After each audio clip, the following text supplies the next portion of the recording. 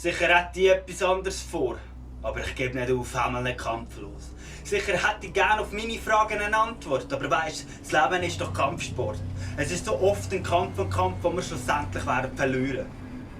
So oder so werden Tränen und Blut fließen. Aber scheissegal, wir haben eh keine Wahl. Es ist nicht Kopf oder Zahlländer, so Kopf ab oder geh. Das ist das Leben. Leider alles so real, leider kein Game oder Spiel. Also Füße rauf, ausweichen, zurückschlagen und dann weiter. Und wenn du am Boden liegst, stehst du gefälligst auf. Denn wir geben nie kampflos auf. Und steht alles vor dem Aus, stehst du wieder auf. Egal was kommt. Und ich weiss, es wird streng und der Weg so lang und all so weit weg. Was für ein Scheissdreck. Und auch ich habe sicher auch keine Lust. Auch ich habe Löcher in der Brust, wird täglich zerrissen vom Frust. Rauche zu viel, auch wenn ich es nicht brauche. Und trinke zu viel, auch ohne Durst.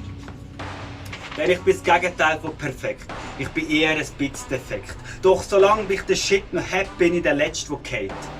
Doch merkt ihr eins. Es kommt nicht darauf an, wie viel du verteilst, sondern wie viele Schläge du vertreibst. Darum steh auf und scheiß drauf.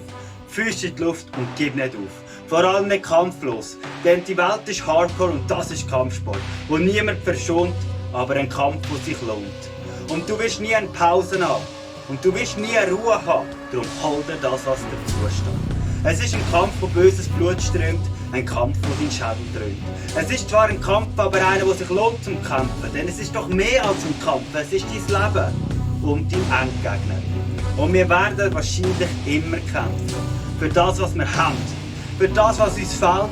Ich und du gegen die Welt.